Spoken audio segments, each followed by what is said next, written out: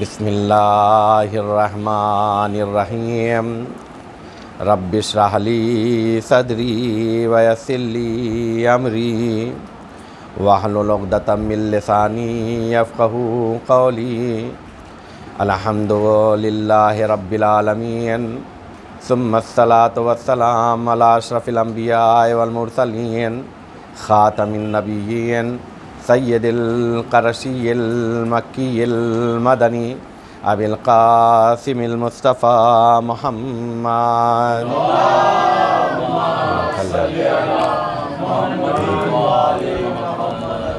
وعلی آل بیتہ الطیبین الطاہرین المعصومین المنتخبین المنتجبین اما بعد فقد قال امام الہادی علیہ السلام ان الحرام لا یمنع صلوات پڑھ دے بر محمد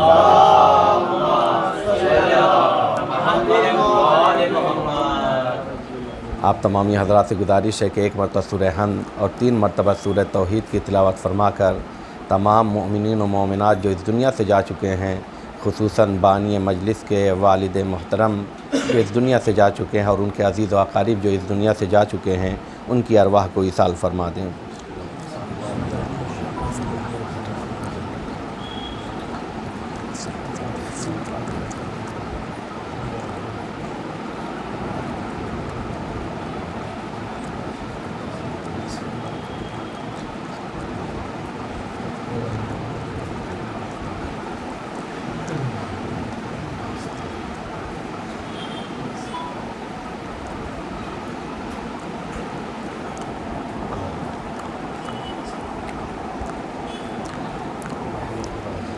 ایک مرتبہ مل جل کر صلوات پڑھ دیں۔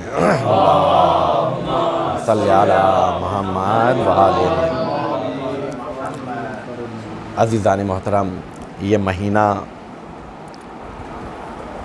ایک عظیم مہینہ ہے جسے ماہ رجب کہا جاتا ہے، اور اس مہینے میں ایک آواز آتی ہے ایھا الرجبیون، اے رجبیون کدھر ہو، پکارا جا رہا ہے۔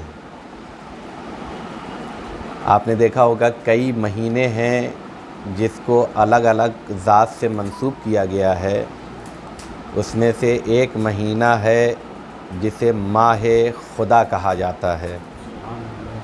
یہ رجب کا مہینہ ماہ خدا ہے، خدا سے منسوب ہے۔ شعبان کا مہینہ ماہ پیمبر ہے، رسول اکرم سے منسوب ہے۔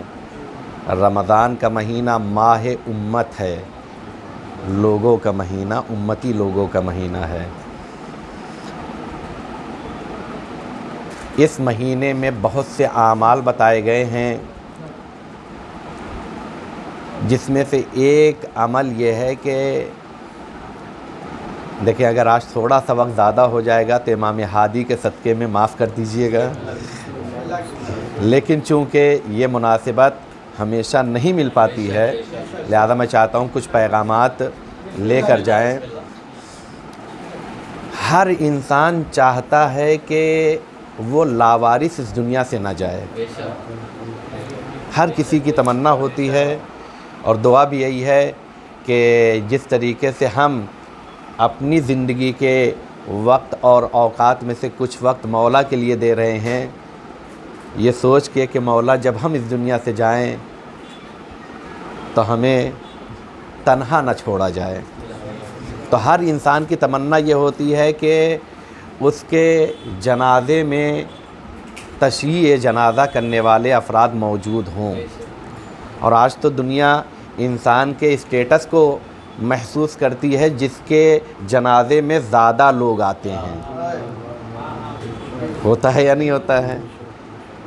جبکہ ضروری نہیں ہے کہ انسان اچھا ہو اس وجہ سے لوگ آئے ہیں،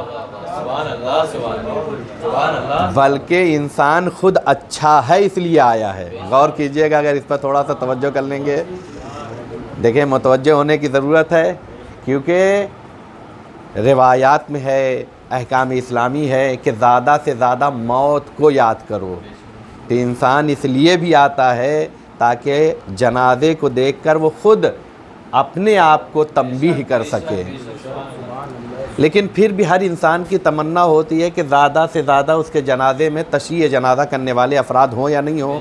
اچھا انسان تو انسان، اگر ملائکہ جو ہے جنازے میں شریک ہو جائیں تو خوش نصیبی ہوگی یا نہیں ہوگی؟ رسول کے ایک صحابی ہیں جن کا نام ہے معاذ، ان کے بارے میں ملتا ہے کہ آپ کے جنازے میں صرف انسان نہیں بلکہ ملائکہ بھی تشییع جنازہ کر رہے تھے۔ تو ریزن کیا تھا، کیوں؟ علتیں جب دیکھی گئی تو کہا ایک علت یہ تھی کہ چونکہ وہ ماہ مبارک رجب میں زیادہ سے زیادہ سورہ توحید کی تلاوت کیا کرتے تھے۔ کس کی تلاوت کرتے تھے؟ قل هو اللہ احد کی۔ کہا جو سورہ توحید کی ماہ رجب میں زیادہ تلاوت کرتا ہے پھر اس کے جنازے میں ملائکہ بھی شریک ہوتے ہیں۔ اب میں سوچ رہا تھا کہ ماہ مبارک رجب میں سورہ توحید ہی کی تلاوت پر اتنا زیادہ کیوں فوکس کیا گیا ہے؟ سوچتے سوچتے روایات کے ضمن میں ایک بات سمجھ میں آئی، چونکہ یہ مہینہ ماہ خدا ہے تو سورہ بھی سورہ توحید کی زیادہ سے زیادہ تلاوت ہونا چاہیے۔ تو اس مہینے میں اٹھتے بیٹھتے کاروبار جہاں پر بھی ہوں کوشش کریں ذکر کرتے رہیں۔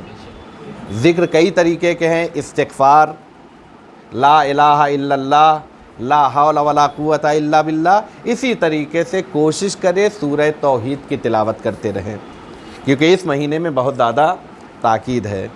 اسی طریقے سے میں نے کہا ذکر کرتے رہیں۔ بیچ میں ایک بات کہتا چلوں کہ چونکہ دعائے ندبہ کے طریقوں میں سے ایک طریقہ یہ تھا کہ بچے حدیث پڑھتے تھے، تو میں چاہتا ہوں کہ اس چیز کو بھی بیچ میں بیان کرتا چلوں کہ دیکھیں جس کے یہاں انشاءاللہ دعائے ندبہ رہا کرے گی اس کی ذمہ داری یہ ہے کہ وہ ایک حدیث پہلے خود پڑھے، پھر اس کے بعد اس پر غور کرے اور اس حدیث کو نکال کر دعائے ندبہ کے گروپ پر ڈالے تاکہ بچے اسے پڑھیں اور پڑھنے کے بعد تیاری کر کے آئیں۔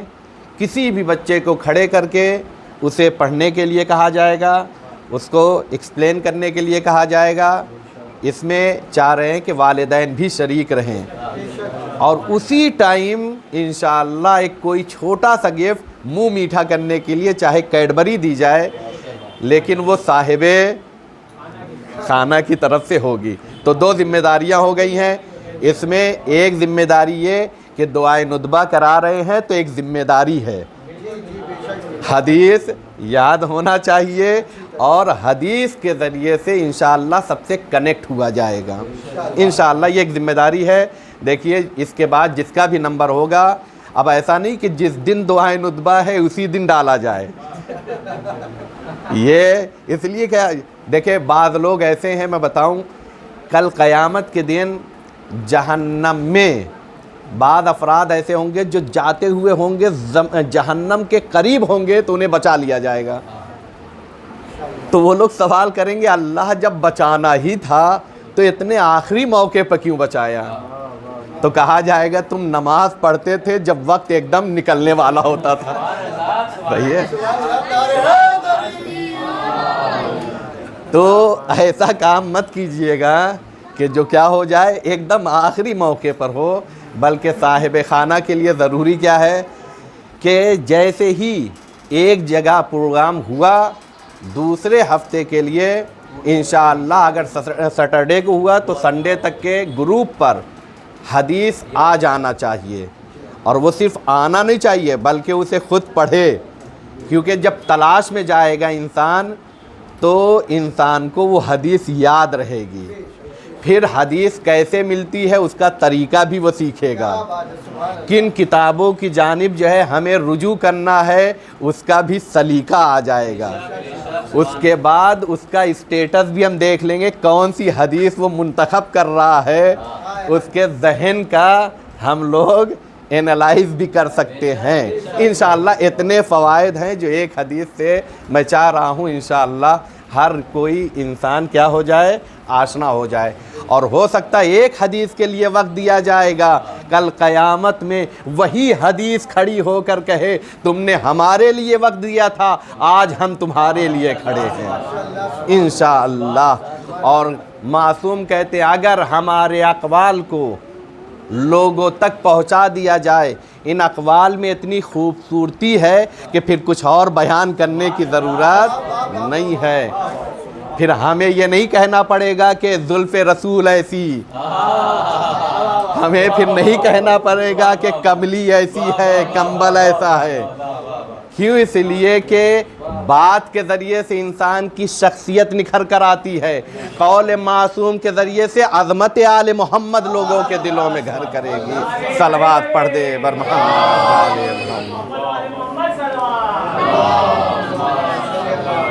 آپ کہیں گے بیچ میں یہ کہاں آ گئی؟ چونکہ میں نے حدیث پڑھا ہے تو اس وجہ سے تاکہ گفتگو کو آگے بڑھایا جائے حدیث کی ذمہ داری میں نے پیش کر دیا. اب یہ الگ بات ہے کہ کوئی اور بھی آپ لوگ اس میں بیان کر سکتے ہیں کہ کسے یاد دلانا ہے،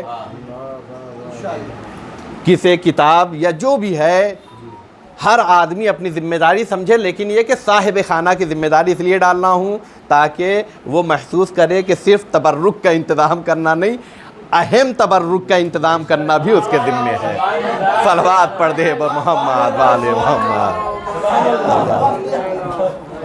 کیونکہ تبرک کہہ کے نظر کا لفظ اگر ہٹا رہا ہے تو انسان کسی مقصد کی بنیاد پر ہٹا رہا ہے.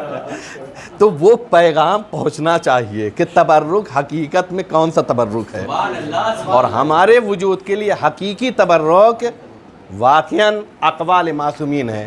لہذا میں نے آج کی شب شہادت امام ہادی علیہ السلام ہے، اللہم صلی علی محمد وعلی محمد.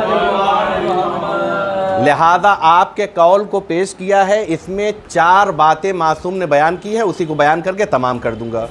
مولا کہتے ہیں ان الحرام لا یمنا، یاد رکھو بے شک، عربی میں انا کہتے بے شک، جس میں کوئی شک نہ ہو، یقینی طور. ان الحرام لا ینما، حرام میں زیادتی نہیں ہوتی ہے. کیا نہیں ہوتی ہے؟ زیادتی نہیں ہوتی ہے، پہلا پوائنٹ. اس کے بعد کہتے وَإِن نُمِيَ لَا يُبَارَكْ لَهُ فِيهِ، معصوم کہتے ہم تمہارے ذہنوں کو بھی پڑھتے ہیں. اگر حرام میں اضافہ نہیں ہوتا ہے تو ہم نے بہتوں کو دیکھا ہے ایک مہینے میں کروڑ پتی اور ارب پتی ہو گئے ہیں. تو اضافہ تو ہوا ہے. مولانا کا پہلا مرحلہ یہ ہے کہ اضافہ نہیں ہوتا ہے. دوسرا مرحلہ یہ ہے کہ اگر نو میں یا اضافہ ہو گیا لا یبارک فی، اس میں برکت نہیں ہوتی ہے.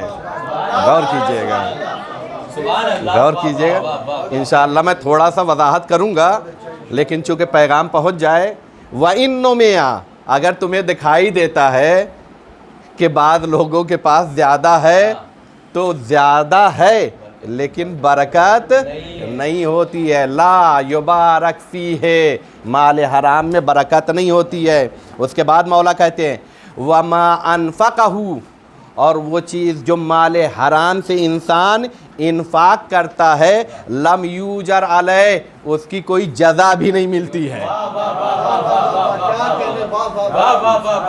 یہ مولا کا جملہ ہے، میرا اپنا نہیں ہے. 3 پوائنٹ ہوئے. چوتھا پوائنٹ مولا کہتے وما خلفہ، وہ کنجوس تھا، خرچ نہیں کرتا تھا، بچا کے رکھا تھا، تو گزر جانے کے بعد جو پیچھے چھوڑ کر چلا جائے ما خلفہ، خلیفہ کہتے ہیں پیچھے چھوڑ کر جانا، جو بچا کے، ما خلفہ، جو انسان اپنے پیچھے چھوڑ کر چلا جاتا ہے کان زادہ الی النار، تو وہ زاد تقوی نہیں ہے، زاد آتش ہے، یعنی اس کے جہنم میں جانے کا سبب ہوتا رہے گا. تو اس سے ایک چیز اور سمجھ میں آ گئی کہ جیسے ایصال ثواب میں ثواب جاریہ ہوا کرتا ہے، ویسے برائی بھی جاری رہتی ہے، یہ یاد رکھیے گا۔ اسی لیے کہتے ہیں جس نے اچھی سنت قائم کی اس کے گزر جانے کے بعد بھی اسے ثواب ملتا ہے، جس نے بری سنت قائم کی ہے اسے تو اس کی سزا ملے گی، اور جتنے ان سنتوں پر عمل کرتے رہیں گے ان کے گناہ بھی ان کے کھاتے میں لکھتے جائیں گے۔ یہ 4 پوائنٹ ہے معصوم نے کہا ہے۔ چونکہ ہم جمع ہوتے ہیں تو ہم اقوال معصومین کے محاسن سے آشنا ہوں۔ مولا نے کیا کہا؟ پہلا مرحلہ کہا ان الحرام لا یمنا، حرام میں زیادتی نہیں ہوتی ہے، لہذا اگر زیادتی دکھائی دے رہی ہے تو وہ زیادتی نہیں ہے بلکہ ڈھیل ہے، سمجھیے گا، صحیح ہے؟ یا ہو سکتا ہے کہ بہت سی ہر انسان کے پاس کوئی نہ کوئی اچھائی پائی جاتی ہے، اس کی وجہ سے ہے جو تمہیں دکھائی دے رہا ہے زیادہ، حرام مال میں اضافہ نہیں ہو رہا ہے۔ لیکن اگر تمہیں لگتا ہے کہ اضافہ ہو رہا ہے، چونکہ تم ظاہر کو دیکھتے ہو باطن کو نہیں دیکھتے ہو، تو پھر ایسی صورت میں معصوم نے کہا لا یبارک فیہ، اس میں برکت نہیں ہوتی ہے۔ اسی لیے معصومین نے کہا ہے جب بارگاہ الہی میں دعا کرو تو یہ مت کہو کہ مجھے 1 کروڑ مل جائے، کیونکہ زیادہ ہونے کے بعد بھی ہو سکتا ہے آپ کی ضرورتیں پوری نہ ہو پائیں، بلکہ دعا یہ کرنا بار الہ میرے رزق میں برکت عطا کر دے۔ کیوں؟ اس لیے کہ برکت کی وجہ سے ہو سکتا کم ہو لیکن آپ خوشحال نظر آئیں گے، یہ حقیقت ہے۔ اب میں شاید ہو سکتا ہے کہ تاریخ سے اشارہ کروں تو متوجہ ہو جائے، زیادہ ہونے سے ضرورتیں پوری نہیں ہوتی ہیں بلکہ برکت ہونے سے پوری ہوتی ہیں۔ اسلام کا پہلا دسترخوان بچھایا گیا تھا، ران ایک تھی،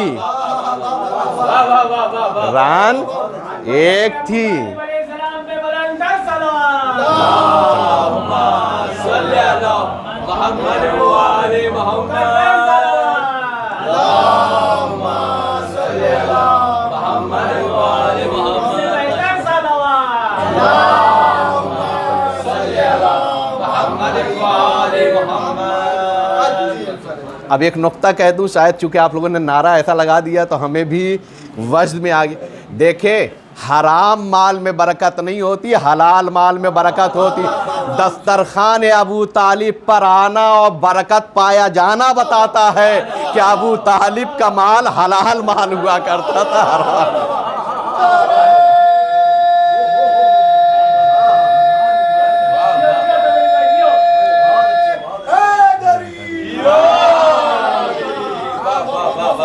اب اس سے بہت کچھ آپ ثابت کرتے چلے جائیں گے، میں نے صرف اشارہ کیا ہے، چونکہ جیسا سپورٹ ہوگا ویسی باتیں ہوں گی۔ لہذا کہا برکت 1 ران، برکت اتنی، اور کہا حرام مال میں برکت نہیں ہوتی ہے، نام غنی ہو جائے۔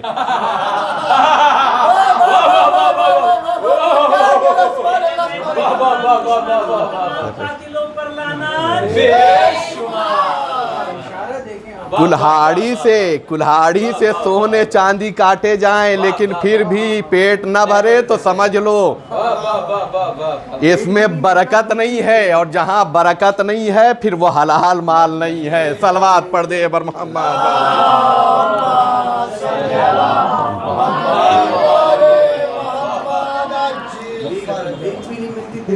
اشارہ ہے، اور آپ لوگ ماشاءاللہ سے سب سمجھدار ہیں۔ تو معصوم نے دیکھے اس حدیث میں 4 باتیں بتائی ہیں، 2 پوائنٹ ہے خود مال حرام کے سلسلے سے، ایک یعنی ذات مال کے سلسلے سے کہ ایک تو یہ کہ اس میں اضافہ نہیں ہوتا ہے، دوسرے اس میں برکت نہیں ہوتی ہے۔ میں برکت پر ابھی اگر گفتگو کرنا شروع کر جاؤں تو وقت ختم ہوتا جائے گا، صرف اشارہ کروں، آپ دیکھیے گا ہوتا کیا ہے۔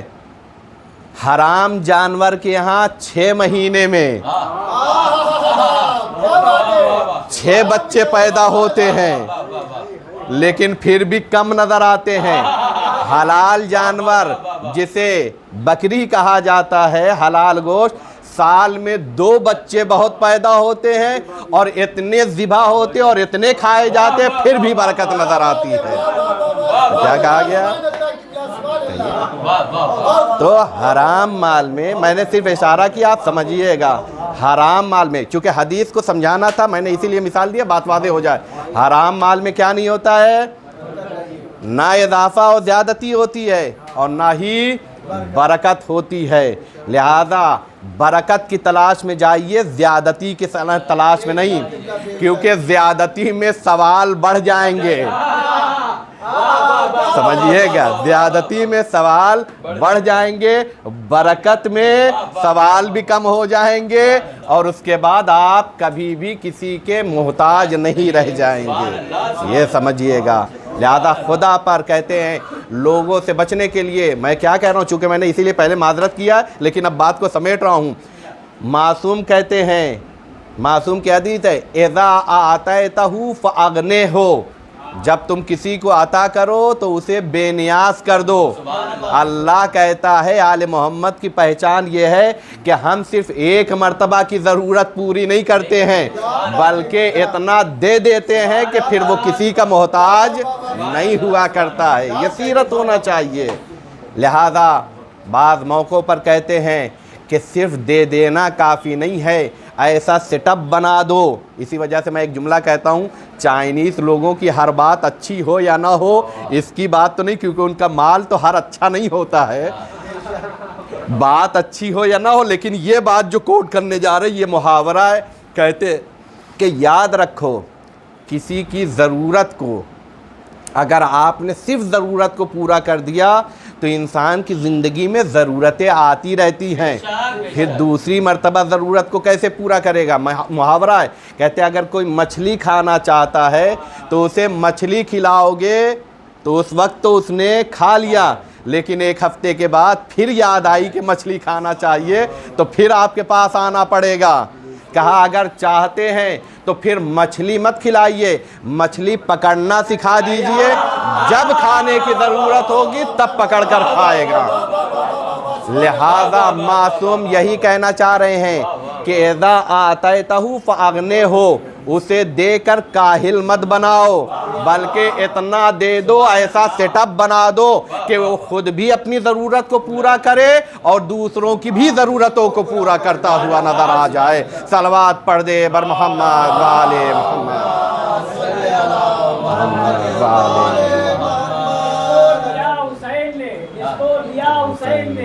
خوشحال و شاد ہے اب حور کو دیکھ لیں اسے کیا کیا نہیں ملا. اس کے بعد چونکہ وقت کے اندر بس میں ختم کر رہا ہوں ورنہ باتیں بہت ہے. وما انفقہ، مال حرام سے آج کل کیا ہو رہا ہے معلوم ہے؟ غلط طریقے سے پیسہ حاصل کر لینے کے بعد پاک کرنے کے لیے کہتے ہیں ایک مرتبہ ذرا کوئی پروگرام رکھ دیا جائے، ہاں تھوڑا سا مسجد میں ٹائلز لگوا دی جائے. ما انفقہ، جو انسان مال حرام سے انفاق کرتا ہے، معصوم نے کہا لم یوجر علیہ، اس کا اجر ملتا نہیں ہے. ہو سکتا ہے 4 آدمی کھڑے ہو کے کہہ دیں ماشاءاللہ حاجی صاحب آپ نے بہت اچھی ٹائلز لگوائی ہے، لیکن یقین جانیے بارگاہ خدا میں اس کا کوئی اجر نہیں ہے. یہ تو تاریخ سے بھی ملا ہے کہ ایک بندے نے قرآن صحیح نہیں سمجھا تھا، قرآن صحیح نہیں سمجھا تھا. غور کیجئے گا، میں نے اشارہ کیا کہ قرآن پڑھنا کافی نہیں ہے، سمجھنا. جو کافی کہتے ہیں وہ سمجھتے نہیں ہیں، کیونکہ اگر قرآن سمجھا جائے گا تو اس کے معنی ختم ہوتے ہی نہیں تو کافی ہو ہی نہیں سکتا ہے. صلوات پڑھ دے بر محمد وآل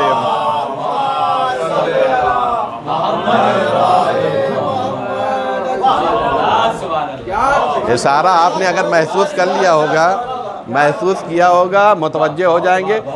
صحیح ہے، کیوں؟ اس لیے کہ معنی قرآن ختم نہیں ہوتے ہیں. تو اس نے قرآن نہیں سمجھا تھا، لہذا کیا ہوا؟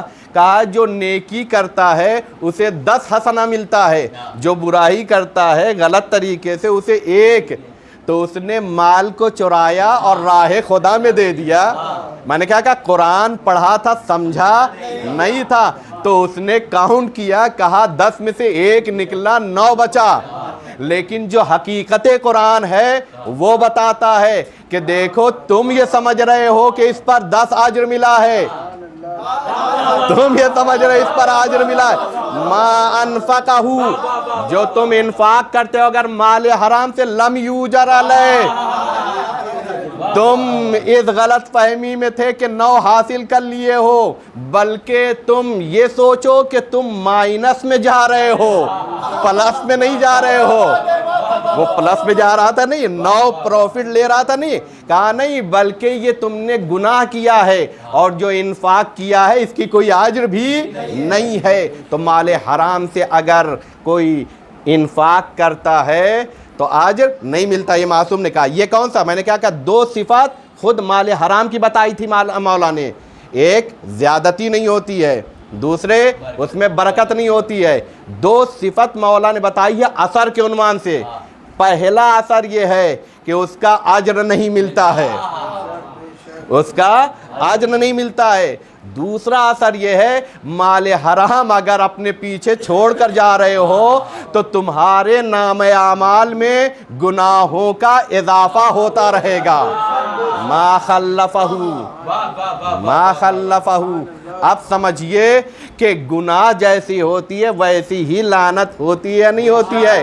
اگر سمجھیے گا, صرف اشارہ کر رہا ہوں. اب اگر کسی کا حق چھین کر امت کو فائدہ پہنچانا چاہتے ہو تو جو تم نے اپنے پیچھے چھوڑا تھا زندگی بھر تم پر لعنت ہوتی رہے گی. صلوات پڑھ دے بر محمد والے محمد.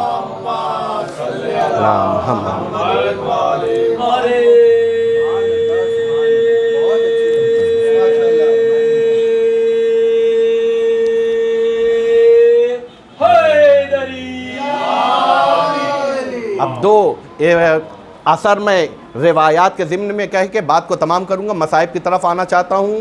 2 اثر تو معصوم نے بتایا, اس کے بعد روایات میں بھی اس کے اثرات ہماری زندگی میں کیا مترتب ہوتے ہیں.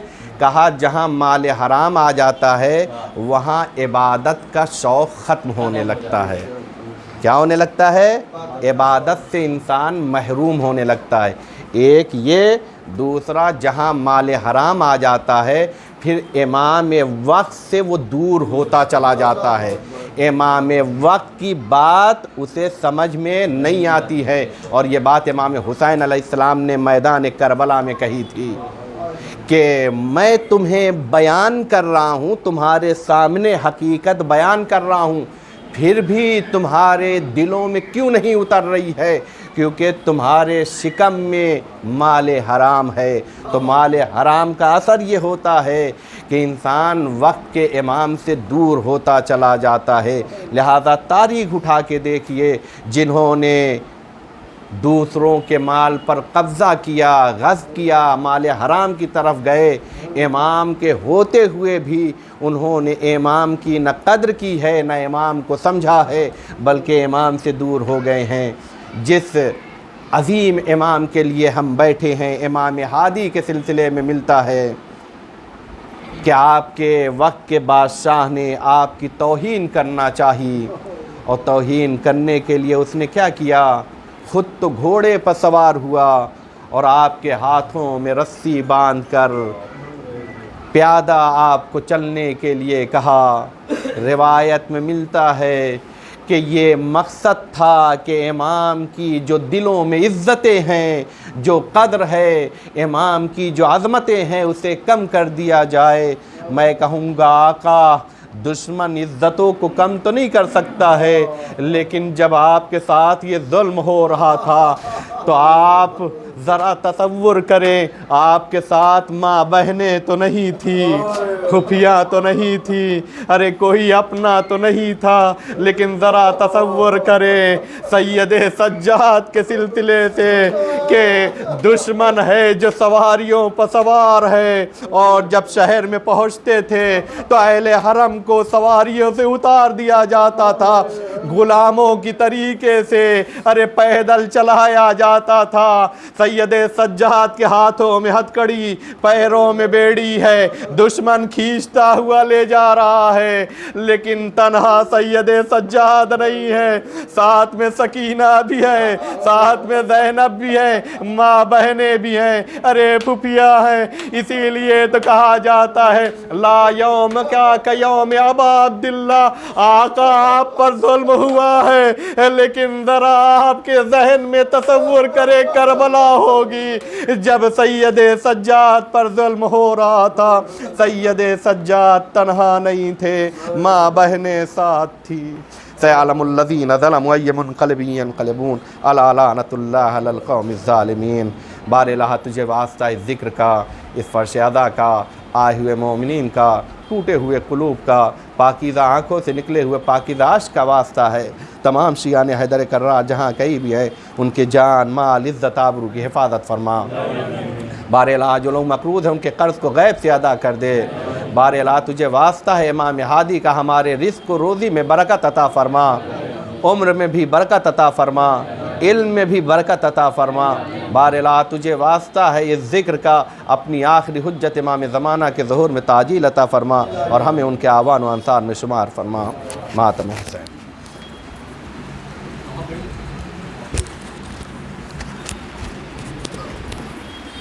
شبیر سے کیا کرب و بلا مانگ رہی ہے، شبیر سے کیا کرب و بلا مانگ رہی ہے، سر نیزوں پہ رکھنے کی ادا مانگ رہی ہے، شبیر سے کیا کرب و بلا مانگ رہی ہے، مر جائے نہ پیاسا علی اصغر میرے اللہ، مر جائے نہ پیاسا علی اصغر میرے اللہ، جھولے سے لپٹی ہے دعا مانگ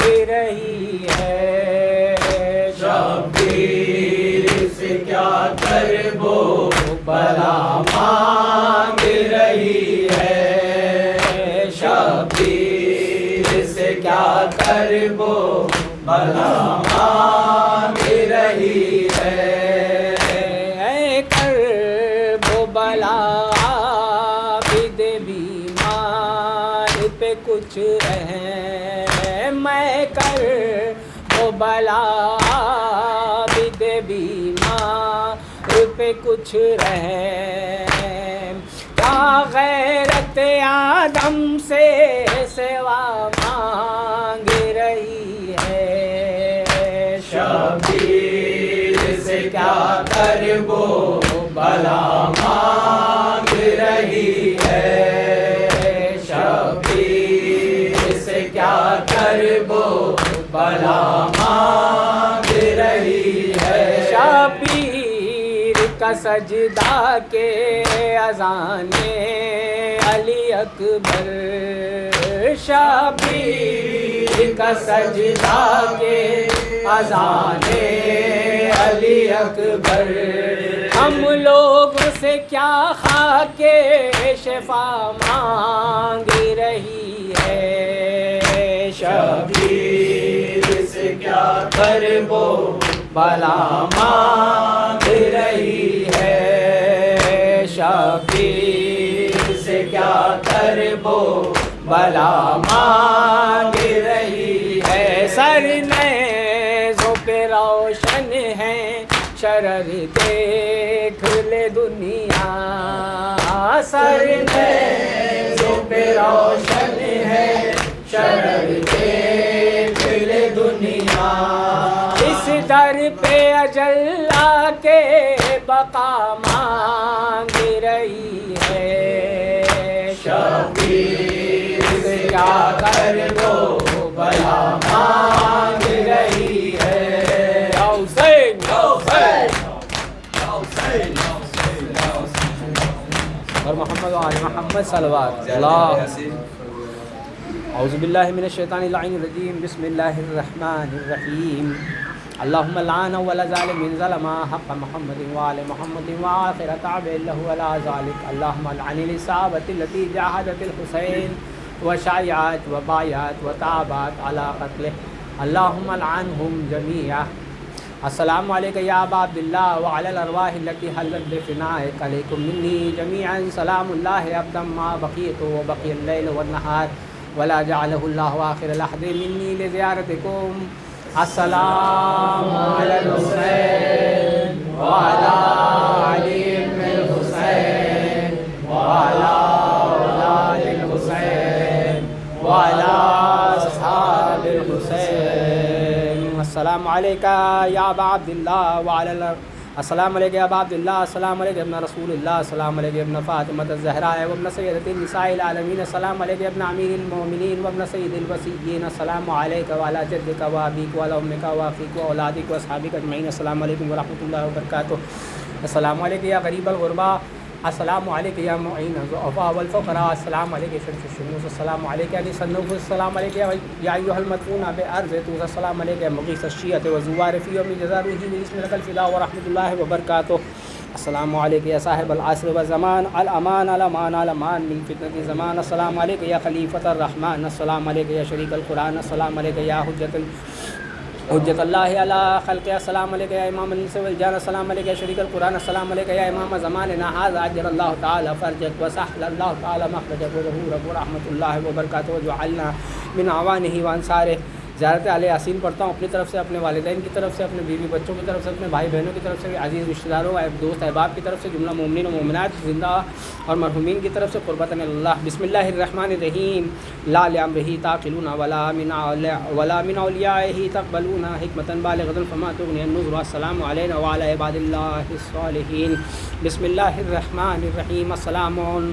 سلام علی آل یاسین. السلام علیکم یا داعی اللہ و ربانی آیات. السلام علیکم یا باب اللہ و دیان دینہ. السلام علیکم یا خلیفۃ اللہ و ناصر حقہ. السلام علیکم یا حجت اللہ و دلیل ارادتہ. السلام علیکم یا تالیہ کتاب اللہ و ترجمانہ. السلام علیکم فی آناء لیلک و اطراف نہارک. السلام علیکم یا بقیۃ اللہ فی ارضہ. السلام علیکم یا میثاق اللہ الذی اخذہ ووکدہ. السلام علیکم یا وعد اللہ الذی ضمنہ. السلام علیکم ایھا العلم المنصوب والعلم المسبوب والغوث والرحمة الواسعة وعد غیر مکذوب. السلام علیکم حین تقوم. السلام علیکم حین تقعد. السلام علیکم حین تقرأ وتبین. السلام علیکم حین تصلی وتقنت. السلام علیکم حین ترکع وتسجد. السلام علیکم حین تحلل وتکبر. السلام علیکم حین تحمد وتستغفر. السلام علیکم حین تصبح وتمسی. السلام علیکم فی اللیل اذا یغشی والنہار اذا تجلی. السلام علیکم ایھا الامام المامون. السلام علیکم ایھا المقدم المامون. السلام علیکم بجوامع السلام. اشہدک یا مولاي انی اشہد ان لا الہ الا اللہ وحدہ لا شریک لہ وان محمدا عبدہ ورسولہ لا حبیب الا هو واہلہ. واشہدک یا مولاي ان علی امیر المؤمنین حجتہ والحسن حجتہ والحسین حجتہ وعلی بن الحسین حجتہ ومحمد بن علی حجتہ وجعفر بن محمد حجتہ وموسى بن جعفر حجتہ وعلی بن موسى حجتہ ومحمد بن علی حجتہ وعلی بن محمد حجتہ والحسن بن علی حجتہ. واشهد انک حجت اللہ انتم الاول والآخر وعنا رجعتکم حق لا ریب فیہا یوم لا ينفع نفس ایمانها لم تکن آمنت من قبل او کسبت فی ایمانها خیرا. وان الموت حق وان الناکر ونکیرا حق. واشهد ان النشر حق والبعث حق وان الصراط حق والمرصاد حق والمیزان حق والحشر حق والحساب حق والجنة والنار حق والوعد والوعید بہما حق. یا مولاي شقی من خالفکم وسعد من اطاعکم فاشهد على ما اشهدتک علیہ. وانا ولی لک بری من عدوک فالحق ما رضیتموہ والباطل ما اسخطتموہ والمعروف ما امرتم به والمنکر ما نحیتم عنہ. فنفسی مؤمنۃ باللہ وحدہ لا شریک لہ وبرسولہ وبامیر المؤمنین وبکم. یا مولایا اولکم و آخرکم و نصرتی معدۃ لکم و مودتی خالصۃ لکم آمین آمین اللہم صلی علی محمد. بسم اللہ الرحمن الرحیم. پالنے والے محمد والے محمد کے طفیل میں آج ہمارے جو امام کی شہادت امام ہادی نقی علیہ السلام کی، مولا ہماری طرف سے ہمارے امام کے خدمت میں تعزیت پیش فرما.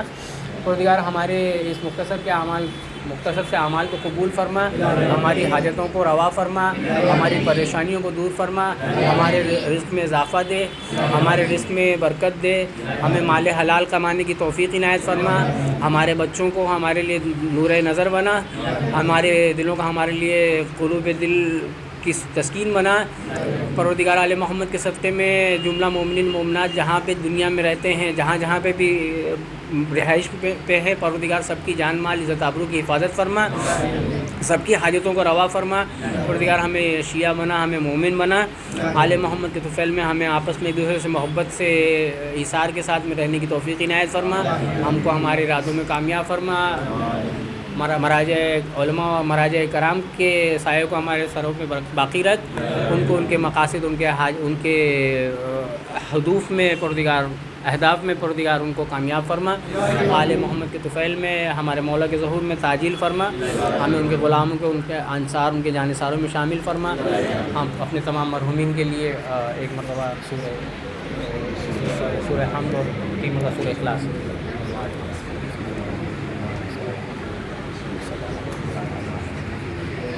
الحمد للہ.